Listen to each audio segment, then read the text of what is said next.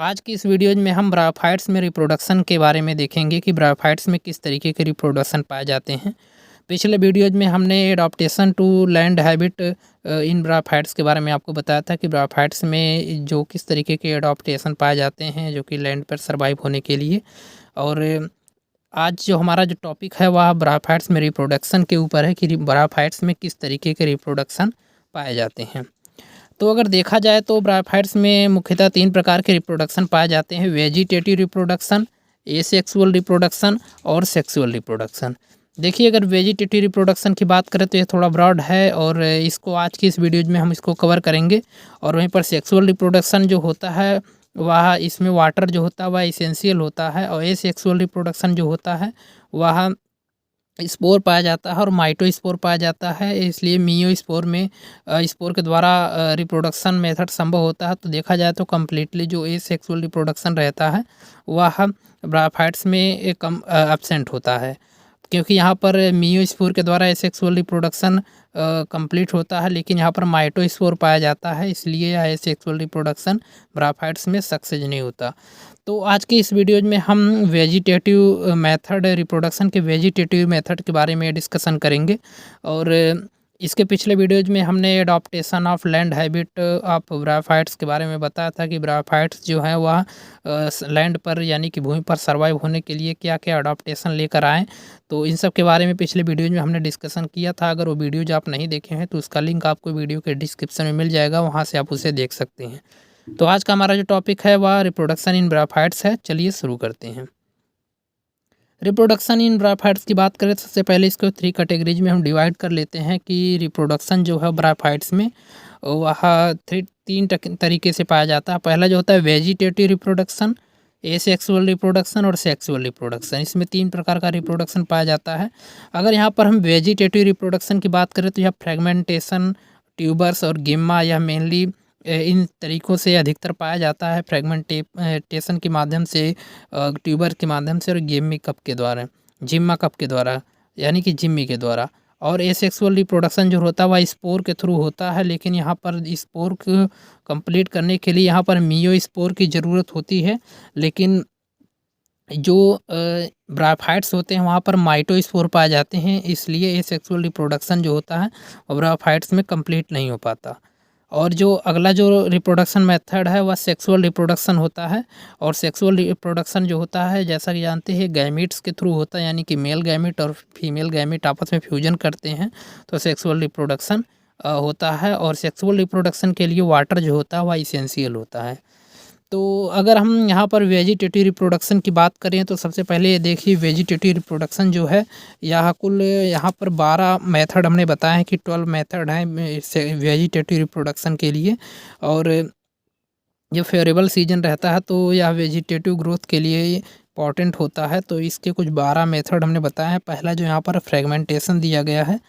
देखिए, अगर फ्रेगमेंटेशन की बात करें तो फ्रेगमेंटेशन जो डेथ और डीके जो एरियाज रहते हैं यहाँ से, यानी कि जो ओल्डर प्लांट के डेथ और डीके एरिया रहा तो वहाँ पर फ्रेगमेंटेशन द्वारा क्रिया होती है। ट्यूबर्स जो दिया गया है। दूसरा है बाई फॉर्मेशन ऑफ ट्यूबर्स।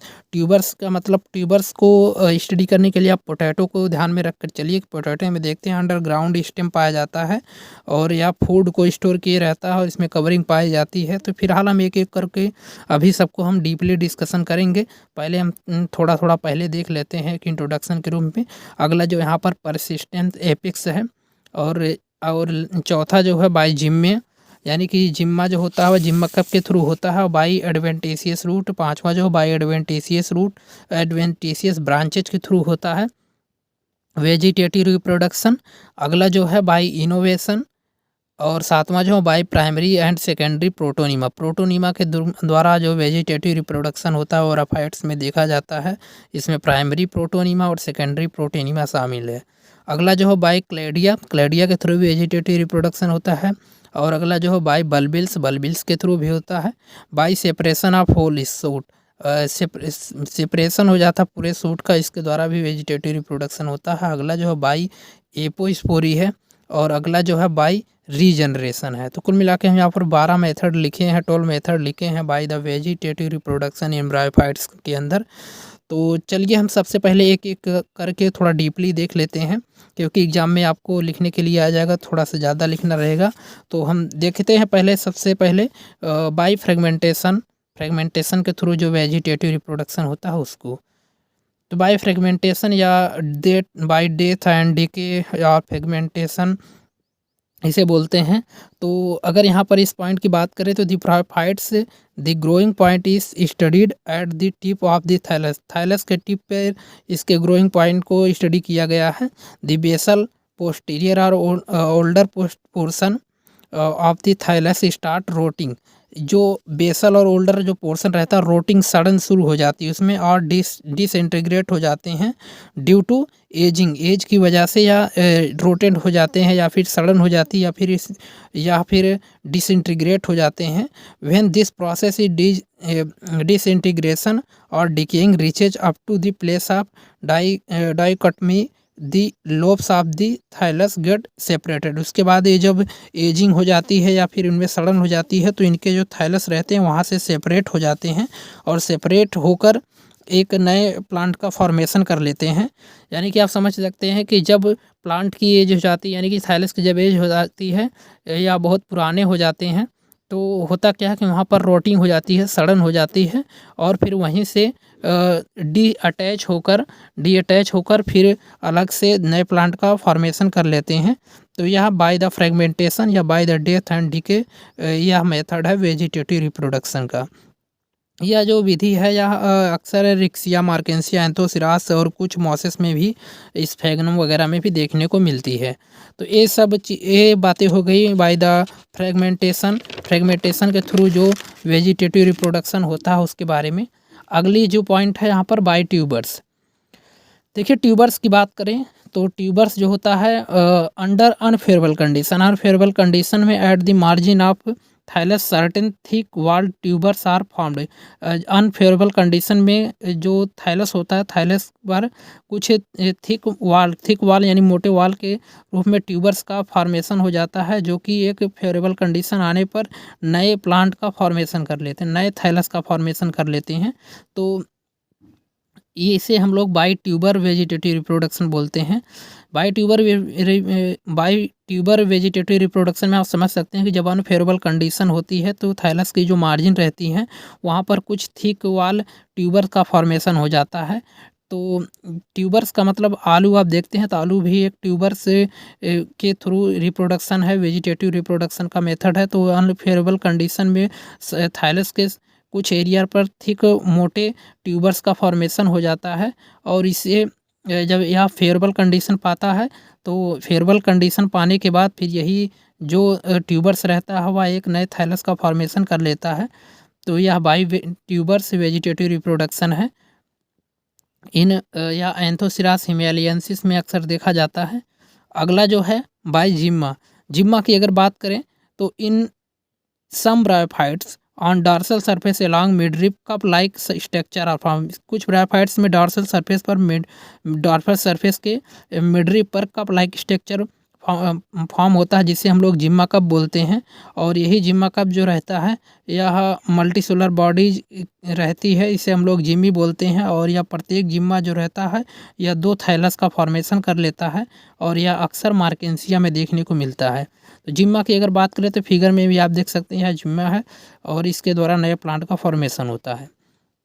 अगला जो है बाई एडवेंटिशियस ब्रांचेज की बात करें तो some adventitious branches arise from the ventral surface of thallus and these are separation give rise to new thallus. और यह थाइलस जो रहता है वेंट्रल सरफेस से थाइलस का फॉर्मेशन करके सेपरेट होकर नए थाइलस का फॉर्मेशन करता है।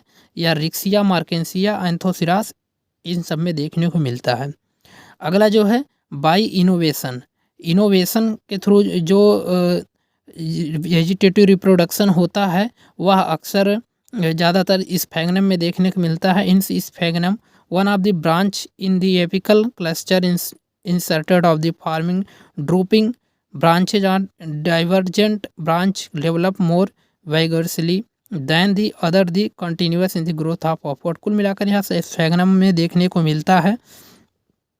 और इसके अलावा अगर अगले की बात करें बाय प्राइमरी प्रोटोनिमा। देखिए प्राइमरी प्रोटोनिमा के द्वारा दो रिप्रोडक्शन होता है। इसमें spore are germination give rise to primary protonema. Spore जो रहते हैं वह जर्मिनेट करके प्राइमरी प्रोटोनिमा का फॉर्मेशन करते हैं, which break into a number of segment, जो कि एक सेगमेंट के नंबर में डीअटैच हो जाते हैं। और ईच सेगमेंट जो रहते हैं, प्रत्येक सेगमेंट बर्ड के रूप में होकर एक लीफी गैमेटोफोर इराइज करते हैं और नए थैलस का फॉर्मेशन कर लेते हैं। अगला जो है by secondary protonema. Secondary protonema क्या था? When the protonema is form from the other structure. जब प्रोटोनिमा अदर स्ट्रक्चर से फॉर्म होता है, लाइक जैसे राइजोइड से, तो other than spore it is called secondary protonema. तो उसमें अदर स्पोर बनते हैं, तो इसे हम लोग सेकेंडरी प्रोटोनिमा कहते हैं। और यह मेनी सेगमेंट में ब्रेक होकर एक नए गैमेटोफोर का फॉर्मेशन करता है, यानी कि नए थैलस का फॉर्मेशन करता है। इसके बाद अगर हम अगले की बात करें तो अगला जो वेजिटेटिव रिप्रोडक्शन का जो अगला टाइप है बाय क्लैडिया है। देखिए क्लैडिया में क्या होता है? दीज आर द स्मॉल और ब्रॉड डीअटैचेबल ब्रांच। यह जो होता है स्मॉल होता है और डीअटैचेबल ब्रांच होता है, और विच हेल्प इन वेजिटेटिव, जो कि वेजिटेटिव रिप्रोडक्शन में हेल्प करता है। मुख्यतः दो प्रकार का होता है, लीफ क्लैडिया और स्टेम क्लैडिया। लीफ क्लैडिया जो होता है arising from the individual cell of the leaf, प्रत्येक लीफ से यह एराइज होता है। और स्टेम जो क्लैडिया होता है, these cladia arise from the stem and occupy this same position as sexual branches, जैसे ब्रायोप्टेरिस में यह देखने को मिलता है। अगला जो है बाय बल्बिल्स। बल्बिल्स के द्वारा जो रिप्रोडक्शन होता है, these are small resting bird develop in on rhizoid. यह स्मॉल रेस्टिंग बर्ड होता है जो कि राइजोइड पर डेवलप करता है। Bulbils are devoid of chlorophyll but full of the starch on germination. Bulbils produce a protonema which bears leaf gametophore. Bulbils जो होते हैं प्रोटोनिमा का फॉर्मेशन करते हैं और नए थैलस का फॉर्मेशन कर लेते हैं। अगला जो है by separation of whole shoot. पूरे सूट का separation. A number of cactin like deciduous branches develop over the entire surface of the gametophytic plant. On separation these branches develop into new plant. और separation करके यही plant नए plant का formation कर लेते हैं। फैलिया न्यूटन्स इसका एग्जाम्पल है। अगला जो है बाय एपोस्पोरी है। एपोस्पोरी के द्वारा जो होता है vegetative reproduction, the production of diploid gametophyte from the unspecialized sporophyte without meiosis. इसमें मियोसिस नहीं होता, इज नोन एज एपोस्पोरी, यानी कि जो डिप्लॉयड गैमेटोफाइट होते हैं अनस्पेशलाइज स्पोरोफाइट जो होते हैं उसमें मियोसिस नहीं होता, इसीलिए इसको हम एपोस्पोरी बोलते हैं। और यह आपके एंथोसिरॉस में देखने को मिलता है। अगला जो है by regeneration. Regeneration the liverwort possesses a amazing power of regeneration. जो लीवर वर्ड होता है यानी कि जो रिक्सिया होता है उसमें अमेजिंग पावर होती है रीजनरेशन की। द प्लांट और any living cell of the thallus जैसे rhizoid scale are capable to regenerating the entire plant. और रीजनरेट करके नए प्लांट का फॉर्मेशन करते हैं, इसमें यह पावर होती है। जैसे रिक्सिया मार्केंसिया इसका एग्जाम्पल है। तो एक छोटी सी वीडियो में उम्मीद करते हैं हम आपको बहुत सारी नॉलेज दे पाने में सक्सेस हुए होंगे। आने वाली वीडियोज में हम इसके सेक्सुअल रिप्रोडक्शन के बारे में हम आपको बताएंगे।